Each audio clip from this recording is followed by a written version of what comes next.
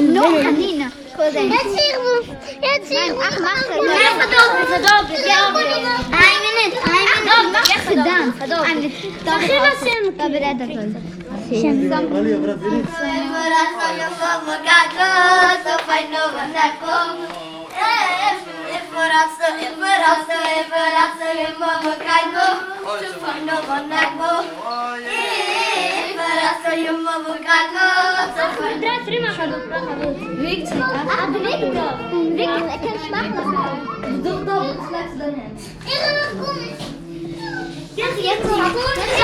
Question was, what are your beliefs? What are our belief? We believe in God, and there is only one God, and there is not anything to compare to God.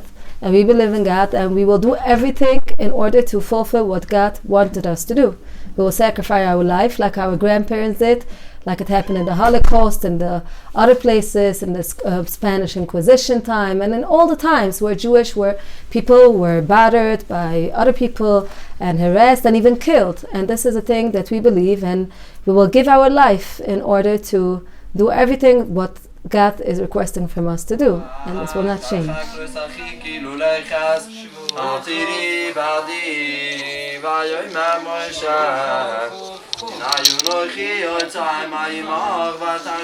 There's many allegations on internet about your group. What do you comment about that?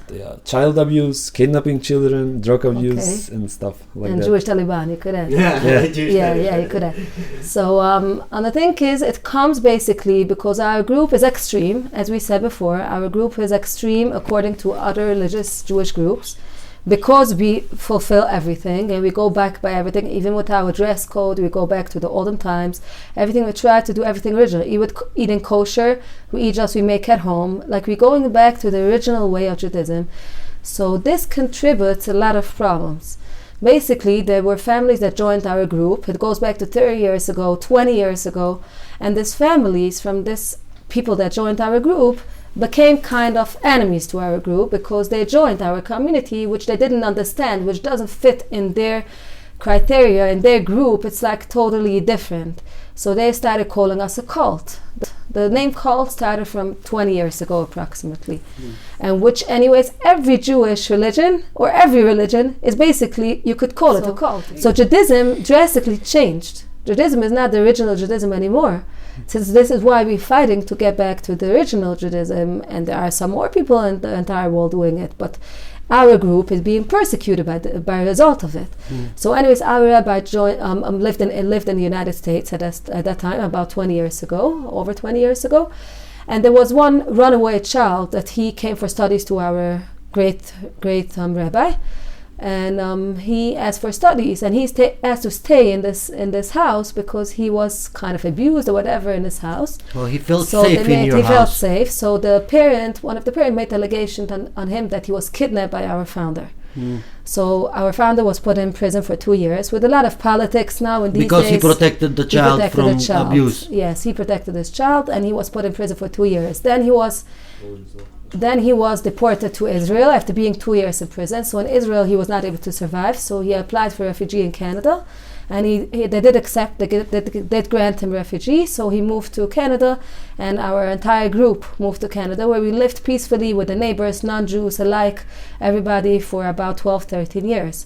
What happened then? There were people from Israel all the time joining with the families that did not like the families that left their communities and joined our communities. So they were a group to harm us. So they sent child protection services to us with all kind of allegations, back and forth.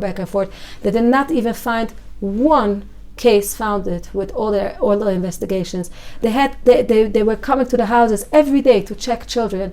They undressed children. I had 2 little ones at that time. They undressed the children from head to toe to check if they have bruises or diaper rash or anything. Nothing. If they would have even one report, you think they would not publish it or send it anywhere? Exactly. They did not find one thing. The newspapers, and we went through with doctors, with everything. Nothing was found.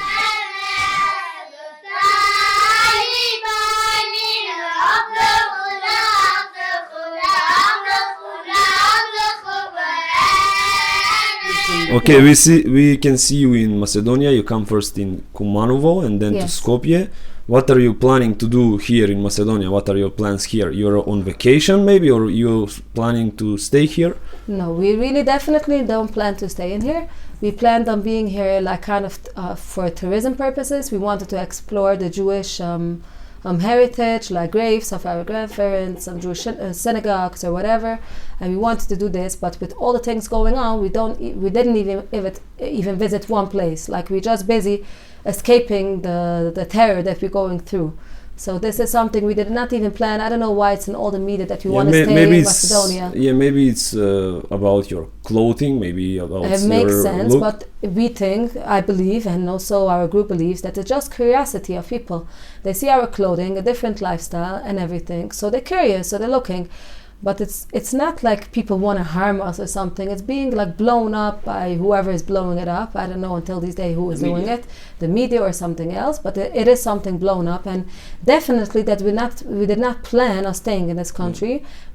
Originally we planned on staying here about a month, but we have the right to stay until 90 days. But we don't know if we will ever get to visit where we wanted to visit. I hope with God help we will be able to tell your message to the people. Yes. And they will be more knowledgeable about who you are. Yes. And what kind of a believer.